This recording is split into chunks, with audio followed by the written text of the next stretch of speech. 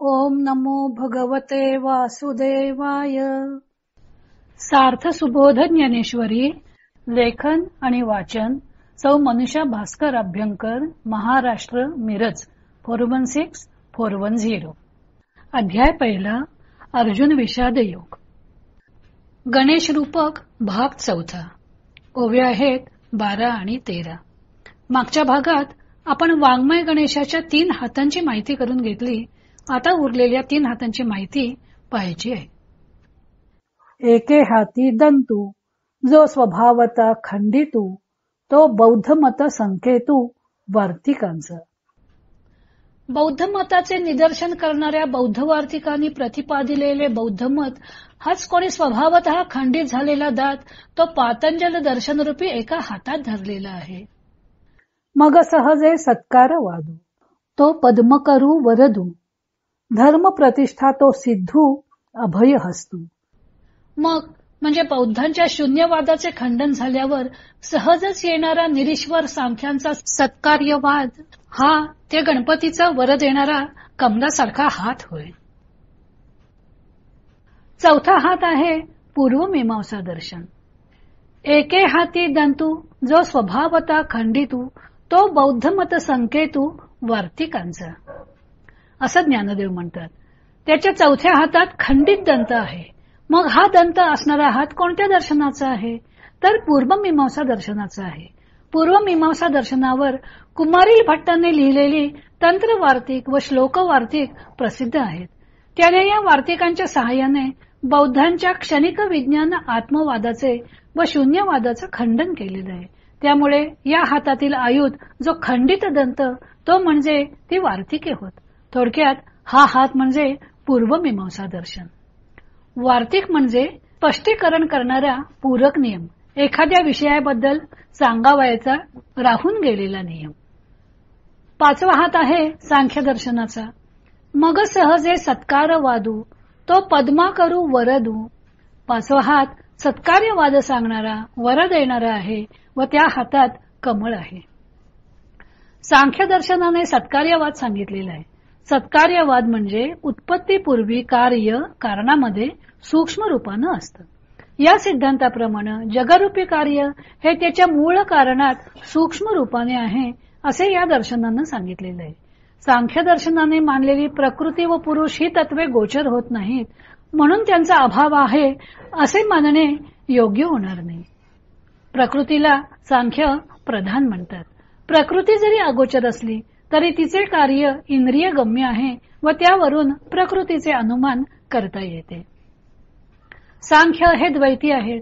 अनुभवाला येणारी सजीव व निर्जीव अशी 2 तत्वे पाहून त्यांनी चेतन तत्व ते पुरुष व अचेतन तत्व ते प्रकृती अशी 2 तत्वे मानली आहेत. त्यांच्या सृष्टीच्या उत्पत्तीचा क्रम असा आहे. मूळ प्रकृती, त्यातून महत म्हणजे बुद्धी, त्यातून अहंकार, अहंकारापासून पंच तन्मात्रा म्हणजे आकाश, वायू, तेज, पाणी व पृथ्वी ही जेव्हा शुद्ध स्वरूपात असतात, एकमेकात मिसळलेली नसतात, तेव्हा त्यांना तन्मात्रा म्हणतात. त्याच्यातून पंचमहाभूत म्हणजे स्थूल पंचमहाभूत, अर्धे आकाश आणि बाकीची 4 तत्वे पाव हिस्सा असं मिळून स्थूल आकाश हे महाभूत तयार होतं. त्याचप्रमाणे इतरही महाभूते तयार होतात. स्वतःचा अर्धा भाग व इतर 4 भूतातील पाव हिस्सा, यालाच पंचीकरण असं म्हणतात. 5 महाभूतांचे एकत्र येणे म्हणजे पंचीकरण. समर्थाने म्हटले आहे ना की प्रपंची पाहिजे सुवर्ण, परमार्थी पंचीकरण. त्याच्यानंतर पंचज्ञानेंद्रिये, पंचकर्मेंद्रिये व मन अशी सांख्यांची 24 तत्व आणि 25वा पुरुष अशी 25 तत्व मानलेली आहेत. प्रकृती व पुरुष हे 2 निराळे आहेत असे कळल्यावर पुरुष प्रकृतीच्या कार्यापासून स्वतःला भिन्न समजतो व त्रिविध दुःखांपासून सुटतो असा या दर्शनाचा सिद्धांत आहे. सत्कार्यवादाचा सिद्धांत सांगणारा हा जणू वर देणारा हात आहे. प्रकृती पुरुष विवेक हा सांख्य सिद्धांत वेदांत दर्शनाची पहिली पायरी आहे. कारण त्रिविध दुःखांपासून सुटका हेच मानवाचं ध्येय नाही, तर पुरुष प्रकृतीपासून वेगळा असून तो ब्रह्माचा अंश आहे, नामरूपासह सर्व काही तोच आहे हे जाणले की परमानंदाची प्राप्ती होते. या सांख्य दर्शनरूपी 5व्या हातात कमळ आहे.